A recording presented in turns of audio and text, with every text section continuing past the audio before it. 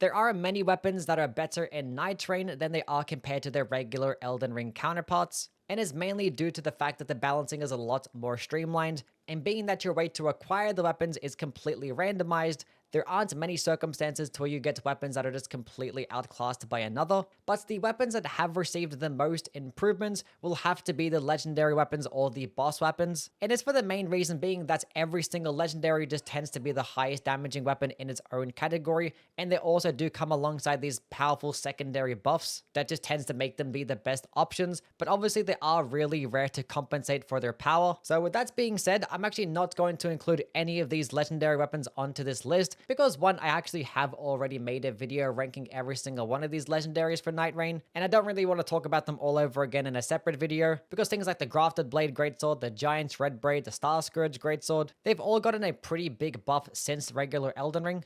But for today, I just want to highlight the non-legendary weapons that have gotten noticeably better. And if you do want to know my opinions about the base game Elden Ring weapons, you can just go check out my tier list where I ranked all the weapons. I'm just going to link it down below. Now, I'm going to start off this list talking about the misbegotten shortbow. Like, I can't talk about the most improved things and not really touch on the bows, because inherently with the Iron Eye, these bows have received a better moveset, and with all the different perks and passives that you can get to improve the bow damage, and the fact that you have infinite ammo, there really isn't another weapon type that has received as big as a glow up. Now, the reason why I picked the misbegotten shortbow is because that this weapon is now the highest damaging bow in the game. Now, obviously, you have to upgrade it first to get to that point, because when you do pick it up, it does come as a white rarity weapon. But once you have it upgraded to purple, it outdamages all the other bows, even assuming they're all upgraded to purple as well. Now, the reason why that's the case is because the game still actually takes its damage values from base game Elden Ring, and the misbegotten shortbow was actually the highest damaging light bow in the game. But the thing is, they actually merged the light bows with the medium bows. So the light bow moveset just no longer exists, and they now all fall under just like regular medium bows. And there typically wasn't really much of a purpose to use the light bows, because there actually were some medium bows that had the light bow moveset, like the black bow or the Arnsbark longbow.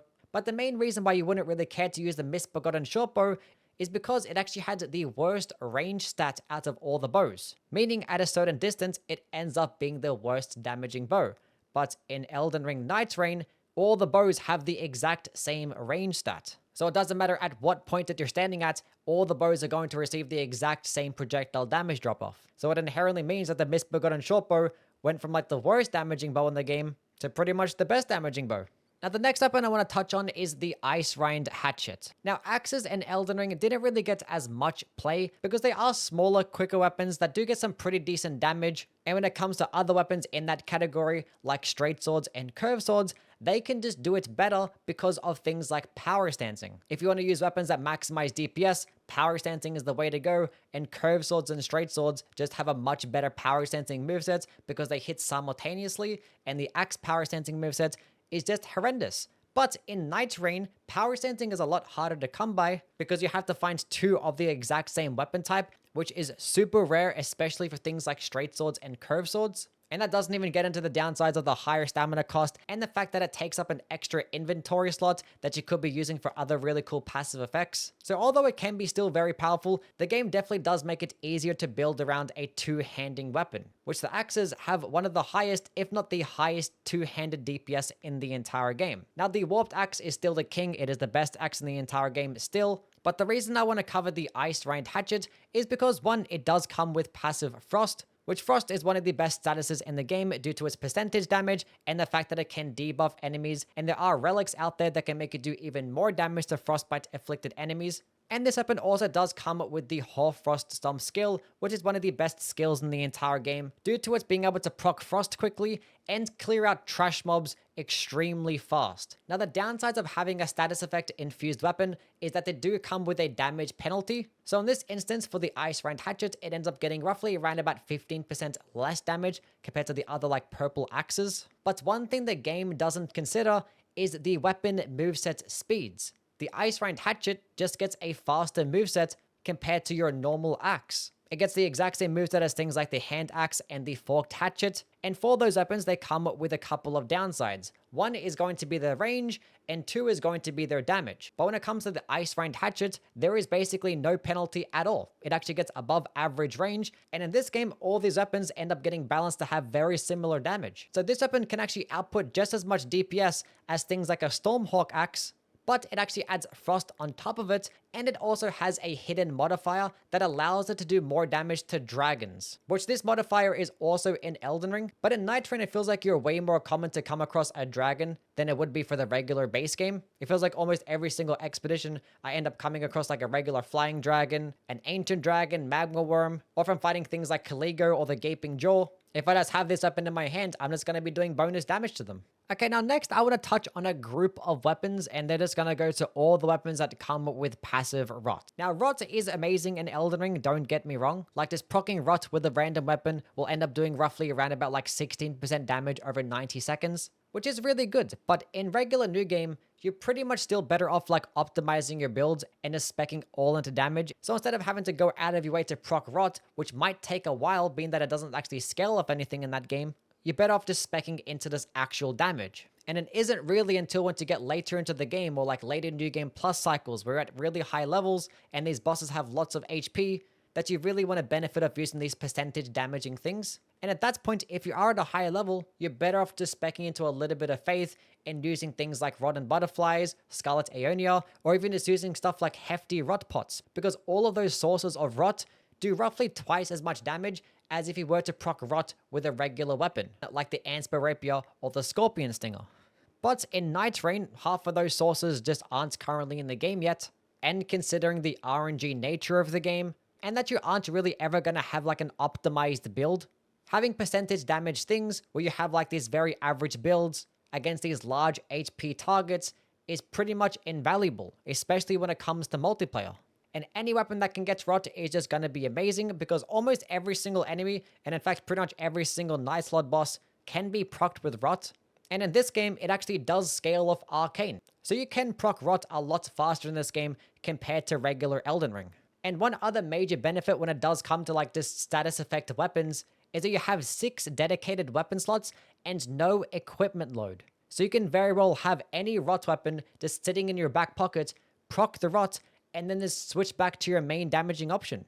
Okay, now the next weapon I want to talk about is the Nox Flowing Sword, which this is a curved sword scaling best off dexterity, and in the base game, I consider this to be a very underrated weapon, like at least an A tier option, because one, it is a curved sword, so it's going to have some decent DPS, be very quick and easy to use, but it has a weapon skill in flowing form that only consumes 9 FP, which for a comparison, that's cheaper than Catch Flame spell. It does this big, wide AoE attack that covers a nice range, and that hits multiple enemies at once, it staggers them very well, and it could do over 20 stance damage, which funnily enough actually does more stance damage than the Nox's flowing hammer weapon skill for whatever stupid reason. And this weapon skill can just cheese a whole bunch of enemies, but the reason why it didn't really get much play is because the damage was very poor. And the reason why that was the case is that it was pretty much like a dexterity weapon that it had pure physical damage, you couldn't buff it, you couldn't infuse it, and it has that shuttle curve sword design, so it can slightly bypass shields, but in return it gets like a bit of a damage penalty. But in this game, that's not a thing, and in fact, it's actually the highest damaging dexterity curve sword in the entire game. Another group of weapons in this game that have gotten a lot better would be the Gargoyle Black weapons. Typically, these weapons would just end up getting some of the worst damage in their own category, but now they end up getting some of the most. Now, just like the base game, the best Black Gargoyle weapon is going to go to the Greatsword, the regular Gargoyle's Black Blade. Now, being that it is a Greatsword, it is going to have to compete with all the other amazing Greatswords, especially the purple ones that are pretty easy to find as well, like the Death's Poker and the Ordovis's Greatsword. And I might not like the Gargoyle's Black Blade as much as those, but the main reason why it makes it to the list is because in the regular base game, there was pretty much no reason to use this over the Blasphemous Blade. And the reason being is because the Blasphemous Blade was just another strength and faith-based weapon, but it actually had better scalings, it had more damage, it has a very similar like projectile-based skill, but the Blasphemous Blade skill could just go further, better hit detection, It has a much higher ceiling with its optimization, and it could output more damage. It also gets hyper armor as well, which was actually just a shame for the Gargoyle's Blackblade because it is an amazing weapon because its skill in Corpse Wax Cutter is still a decent projectile attack. It actually is faster than the Blasphemous Blade, and it also does a black flame damage over time. And that's going to be the main reason why I am going to include it onto the list.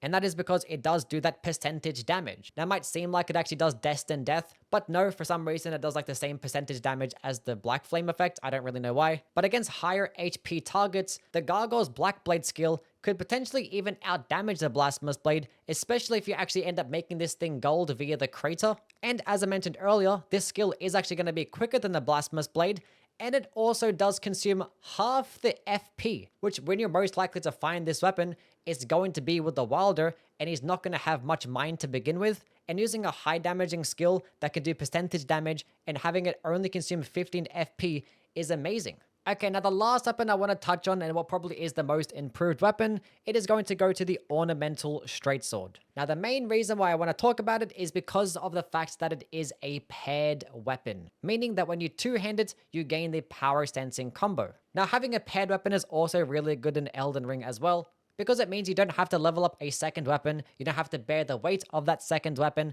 but you can just gain access to that power sensing moveset. And then sometimes it can actually be an extended moveset, like with the Ornamental Straight Sword, it actually gets jumping light attacks and jumping heavy attacks when power stance, as well as a power stancing heavy attack. But for the Ornamental Straight Sword, it was still just going to be outclassed by like an optimized power stancing straight sword build, because the damage wasn't really that high. It was a really good early game option because it did have like a pure dexterity scaling, you could upgrade it with Somber Stones, but once you got to a certain point in the game, you're better off just switching to like 2 infusible straight swords and power stancing those instead. But when it comes to Nightreign, one, it actually doesn't get a pure dexterity scaling. All the physical damaging straight swords do get a B scaling in both strength and dexterity, so it can be pretty much used for every single character. But as I mentioned earlier, power stancing is very hard to come by, especially when it comes to a straight sword, which is a shame because straight swords do have one of the best power sensing combos in the entire game. They hit simultaneously, they're incredibly quick, they lunge in very far, they're just amazing. But yeah, not only do you have to have really good RNG just to be able to get 2 straight swords, but you also have to have both of those straight swords upgraded, and it also means that you're sacrificing another weapon slot that you could potentially be using for like a passive effect instead. And that's where the Ornamental Straight Sword comes into play. It's going to give you access to the power sensing straight sword combo while only taking up 1 weapon slot, while having the extended and unique power sensing moveset, and while actually being the highest damaging straight sword for those strength and dexterity builds too. But it also comes with a skill that boosts its damage even further. It just like adds roughly 20 holy damage to the weapon, but it also does change up your heavy attack animation to make the uncharged heavy attacks be high damaging and really quick, or have this like insane flurry multi-hit attack, which I don't really care for as much, especially without the multi-hit talismans. I'd rather just like spam light attacks the entire time. But yeah, if you ever do come across the Ornamental Straight Sword, I definitely recommend giving it a shot because the DPS is very high. Anyway, that is us now done and completed. As always, if you do have your own opinions, if there's any other like weapons you think that are dramatically improved from the base game, just let me know down in the comments below. I might discuss it with you there. And also, if you haven't already, definitely do follow me on Twitch. I am live there every single day doing a bunch of random runs or challenge runs. And also do join the Discord as well. I'll have everything linked down in the description.